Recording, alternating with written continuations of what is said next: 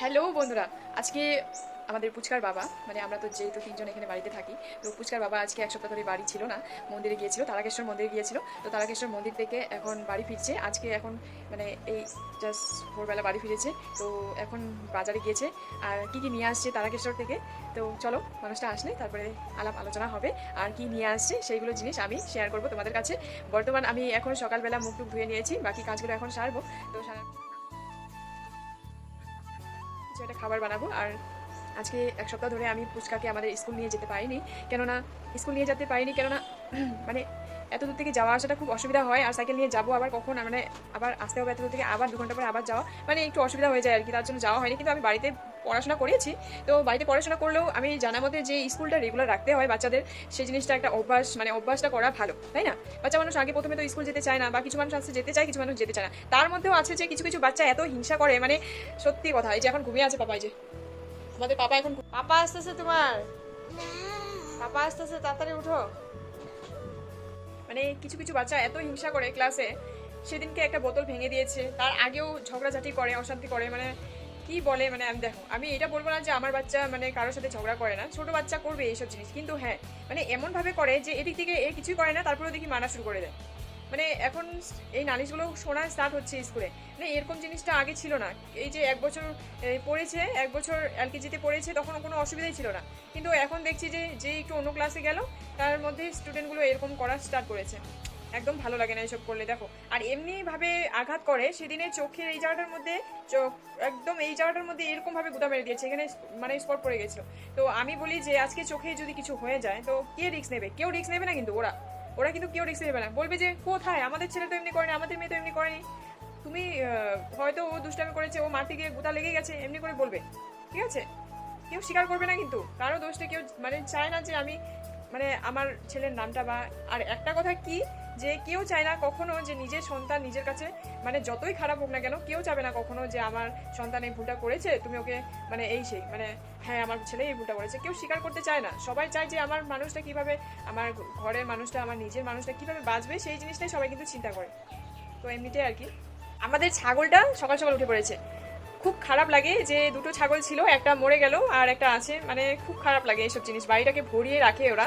আর এখন বর্তমান একটাই রয়েছে, তো একা ওর হয়তো মনটা খারাপ লাগে। দেখো, ছাগল জীবজন্তু ওরা কিছু বলতে পারে না, কিন্তু হ্যাঁ ওদের অনুভব, মানে ওদের আছে না যে ভাষাগুলো আমরা বুঝতে পারি, ওরা ইঙ্গিত দিয়ে বুঝিয়ে দেয় যে না ওদের কেমনি ফিল হচ্ছে, কি দরকার ওদের, কি খাবে কি না।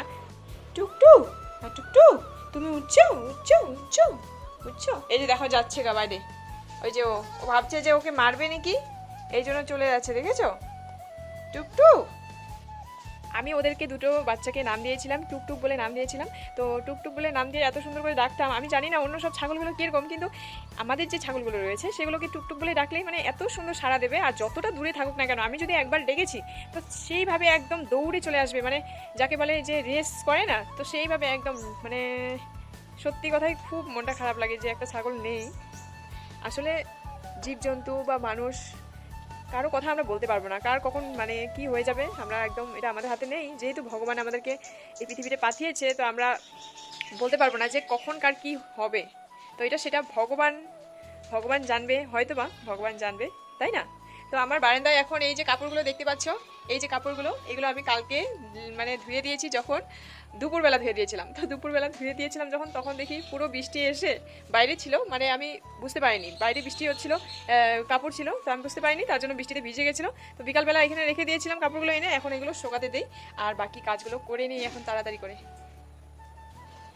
তারকেশ্বর গিয়ে এই যে এখন মহারাজা বাড়িতে চলে আসছে, রেস্ট করছে। তো কাপড় জামাগুলো নিয়ে আসছে কিছু, এগুলো এক একটার দাম 50 টাকা করে নিয়েছে, এই যে পাপার গেঞ্জিগুলো।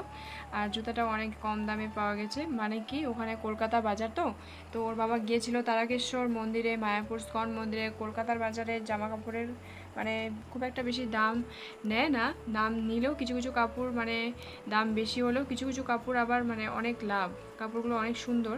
এখানে কিছু কিছু বাচ্চাদের জামা কাপড় আছে, এখানে কিছু আমার জামা কাপড় আছে, আর ওর বাবার জামা কাপড় আছে, আমাদের পুস্কার, আমার বোনের জন্য, মানে সবার মিলিয়ে জামা কাপড় এখানে নিয়ে আসা হয়েছে। জামা কাপড়ের দামগুলো খুবই সুন্দর, মানে একদমই যে না কিনতে পারবো না তেমনটা না, আমাদের গরিব মানুষের জন্য মানে জামা কাপড়গুলো খুবই মানে সস্তা, ভালো লাগলো কাপড় চোপড়গুলো আমাকে। তো তোমাদের কাছে কেমন লাগলো জানাবে। আর এখানে নিয়ে আসছে একটা হজমোলা দেখো ছোট্ট, আর নিয়ে আসছিল দেশি ঘি আনছিল, দই আনছিল। তারপরে এখানে ঠাকুরের এখানে এগুলো আমি ধরতে পারবো না, এখানে নিয়ে আসছে একটু ঠাকুরের একদম গঙ্গা জল। আজকের ব্লগটা এতটুকুই থাকলো, মানে বাড়িতে আসলো এখন এসব জিনিস নিয়ে আসলো আর রান্নাবাড়ি করি এখন, বাজার করতে হবে। তো বন্ধুরা রাখছি, আবার আসছি কালকে নেক্সট ভিডিওর মধ্যে। তোমরা একটু পারলে আমাকে একটু সহায় করো, আমি এগিয়ে যেতে চাই, একটু আমাকে সহায় করো। টাটা।